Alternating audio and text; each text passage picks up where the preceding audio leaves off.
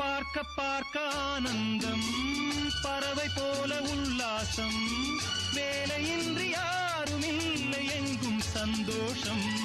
வெறும் பேச்சு வெட்டி கூட்டம் ஏதுமில்லை இந்த ஊரில். கள்ளம் கபடம் வஞ்சகமின்றி கண்ணியமாக ஒற்றுமை உணர்வுடன் வாழும் சிங்கப்பூர்.